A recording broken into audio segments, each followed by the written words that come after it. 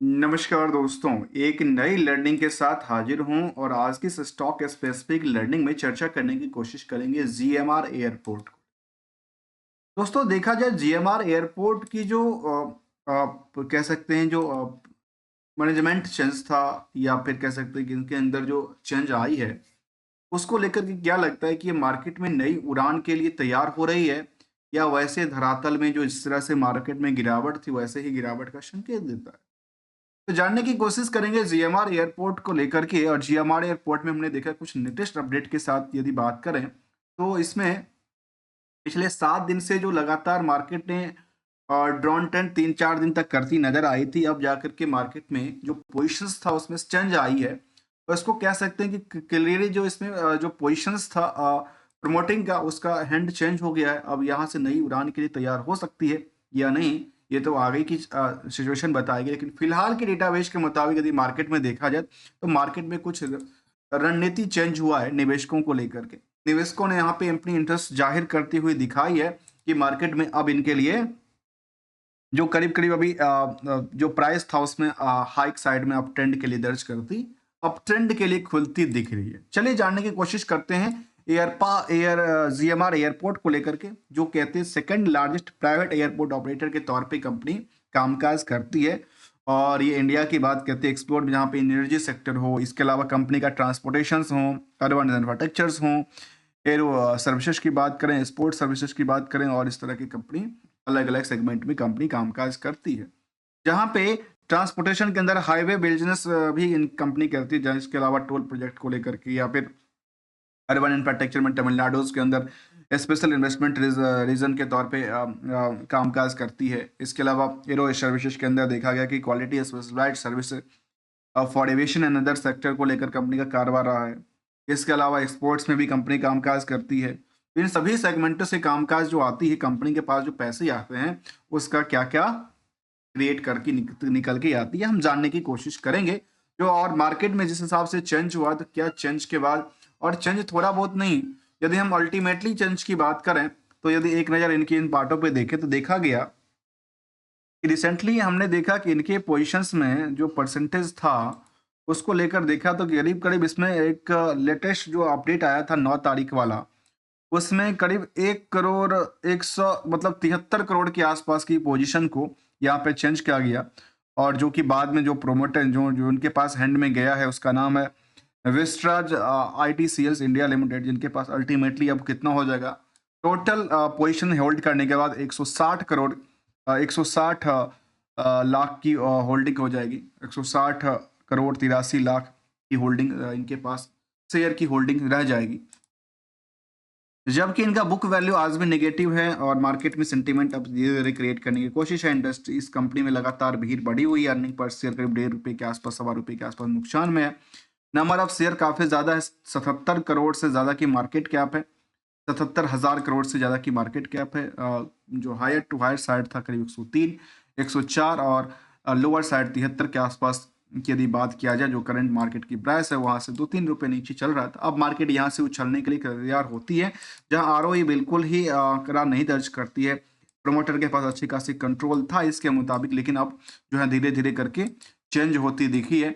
और चेंज के दौरान की बात करूँ, लेटेस्ट अपडेट की तरफ हमने देखा, जो कल की अपडेट है उसमें कंपनी ने ये कहा कि इनके पास जो कि विस्ट्रा आईटी सीएस कंपनी है, उनके पास जो होल्डिंग था उसमें कहता है कि इनके पास करीब 15% की होल्डिंग थी।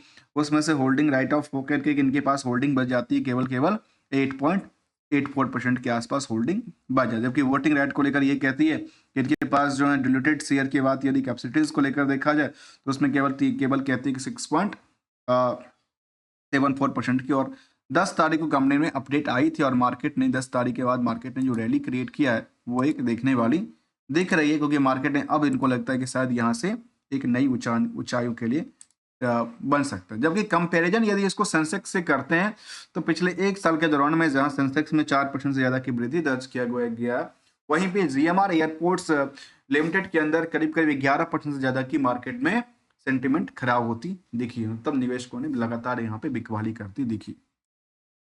यदि इनके फाइनेंशियल पोजीशन की तरफ देखा जाए तो एक नज़र डालने की कोशिश किया जाए तो ईयर ऑन ईयर बेसिस में जो कंपनी का जो कि कहते हैं second largest airport service provider के तौर पे कंपनी काम काज करती है, वहाँ पे वाई में रिवेन्यू में 31% से ज़्यादा की वृद्धि और नेट इनकम सोर्स में करीब करीब 200% से ज़्यादा की डिक्लाइनिंग शो करती देखी है। वहीं दूसरी तरफ क्वार्टरली डेटाबेस ये कहता है कि यहाँ पे पीरियड ऑन पीरियड बेसिस पे लगातार अप ट्रेंड की बात कहती है। यहाँ पे वाई के मुताबिक 30-20% से लेकर के अदर सोर्स ऑफ इनकम सब मिला करके नेट इनकम में करीब 200% से ज़्यादा की डिक्लाइनिंग रेशियोज की बात शो करती दिखी है।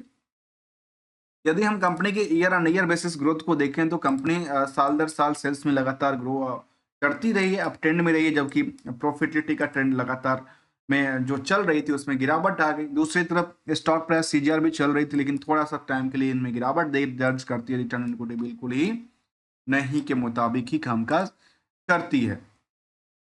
इसके अलावा यदि हम इन कंपनी को रिस्क फैक्टर देखने की कोशिश करें, क्योंकि कंपनी में अल्टीमेटली 14% की नुकसान ही है कंपनी में, और 14% का नुकसान मार्केट में अंडरस्टैंडिंग पार्ट तो काफी कम रहा है, क्योंकि ये सर्विस सेक्टर की कंपनियां हैं। GMR infrastructure is mainly engaging the development and the maintenance of the operations of the airport, generation of power, coal mining and the explorations activities, development of the highways, development अलग अलग चीज में company कामकाज करती है और market में वो टिक नहीं पाई है, भले ही वो ये सब काम को कंस्ट्रक्शन के तौर पे करती है। यदि कंपनी की हम रिस्क फैक्टर को देखें तो रिस्क फैक्टर केवल 20 दिन की बात कहते हैं। बैलेंस शीट के मुताबिक कंपनी में रिजर्व जो था लगातार नुकसानदायी ही देखने को मिला था, जबकि कंपनी में 35,000 करोड़ से ज्यादा की कर्ज दर्ज करती है। कंपनी के पास ओवर बर्डन है किसको लेकर के, बोरोइंग्स को लेकर के, जो 35,000 करोड़ से ज्यादा की बातें कहती है। लेकिन उनके लिए एक अच्छी बात यह है, जो 35,000 करोड़ में कंपनी ने क्या करके रखा है, करीब 28,000 करोड़ का तो इनका पास असेट्स की बात कहती है। रेस्ट जो फंड है उसमें से करीब करीब ये कह सकते इतना फंड को उन्होंने खाना पूर्ति में यूज करके दिया है। अल्टीमेटली ये समझ में आया कि कंपनी के पास ओवरऑल जो डेटाबेस था उसमें 14% की नेट इनकम मार्जिन में डिक्लाइनिंग रेशियोज था, जबकि कंपनी में रिस्क जो है वो यदि प्रॉफिट के हिसाब से कंपेयर करते हैं तो इंटरेस्ट का बर्डन जो है ना काफी ज्यादा है, जो कि 3600 करोड़ तक की बातें कहती है, जबकि अदर सोर्स ऑफ इनकम इतना ज्यादा नहीं होता है कंपनी के पास। इसकी वजह से कंपनी भले ही ऑपरेशन से 34% तक की कमाई करती है, लेकिन इनके इंटरेस्ट की बर्डन की वजह से जो इनके पास कर्ज ज्यादा है उसके लेकर के मार्केट में 1400 करोड़ से ज्यादा की नुकसान को करती दिखी है। पीयर्स से कंपेयर करते थे जीएमआर एयरपोर्ट जो है सबसे टॉप पे रखा गया है मिसलेनियस के अंदर, इसके अंदर। लेकिन हम बीएससी के डेटाबेस के मुताबिक चलें तो बीएससी डेटाबेस के मुताबिक जो एयरपोर्ट और एयरपोर्ट सर्विसेज प्रोवाइड करने वाली कंपनी है उसको रखा गया है जीएमआर और ड्रीम फॉग जैसे कंपनी के साथ कंपेयर करने के लिए रखा गया है। दूसरी तरफ यदि हम केवल और केवल इसके हिसाब से ना देख करके कुछ और पहलू की तरफ देखें तो हमारे सामने ये दिखता है कि कंपनी को कंपेयर करने के लिए चाहे वो गुजरात पीपा वन पोर्ट्स हो, ओरिएंटल्स इंफ्रास्ट्रक्चर, जीएसडब्ल्यू इंफ्रास्ट्रक्चर, जो कि सभी केस में डील करती है इंफ्रास्ट्रक्चर एंड एयरपोर्ट सर्विसेज में, चाहे पोर्ट की सर्विसेज में डील कर जाए जीएमआर हो या फिर आईआरबी इन्वेस्ट फंड हो, तो ये सब चीजों को कंपेयर आपस में किया जा सकता है। ओवरऑल रिस्क और रिटर्न की एक्सपेक्टेशन की तरफ देखा तो कंपनी में रिस्क बैक बिल्कुल नहीं कहती है, रिटर्न की एक्सपेक्टेशन भी नियरली अच्छी दिशा दिखाती नजर आती है। तो कंपनी में रिस्क फैक्टर नहीं था, लेकिन कंपनी आज भी सेंटीमेंट के बेसिस पे नुकसानदायी है, वे इनके लिए सेंटीमेंट क्रिएट ये करता है। मार्केट में इनकी हैंड चेंज हुआ है, हैंड चेंज करने के बाद मार्केट में उड़ान के लिए तैयार हो सकती है, जिसकी वजह से यहाँ पे चार्ट लेवल पर हमने देखा कि मार्केट में पिछले कुछ दिनों से पिछले जाए एक दिन का चार्ट हो, पिछले 7 दिन के चार्ट हो, इसमें अब जाके लगता है शायद यहाँ पे गिरावट के बाद मार्केट नई सेंटीमेंट के लिए यहाँ पे लोगों ने जम के खरीदारी करने के लिए के मोड में आ रही है। जबकि वॉल्यूम उतनी तगड़ी नहीं है, आज भी वॉल्यूम काफी कम ही दर्ज करती दिखी है एट द पीरियड। जबकि मैक्सिमम टाइम फ्रेम की यदि बात करें तो जीएमआर एयरपोर्ट के बेसिस में स्टॉक में आजकल एक रैली क्रिएट कर रही थी, और कह सकते हैं कि लाइफ टाइम हाई वाली सिचुएशंस के आसपास कह सकते हैं। दूसरी पहलू कहता है कि कंपनी काफी दिनों तक कंसोलिडेट करती रही, आजकल वो 52 वीक की हाई की तरफ, नियर अबाउट द 52 वीक की हाई के आसपास में मार्केट ट्रेड करती दिख रही है।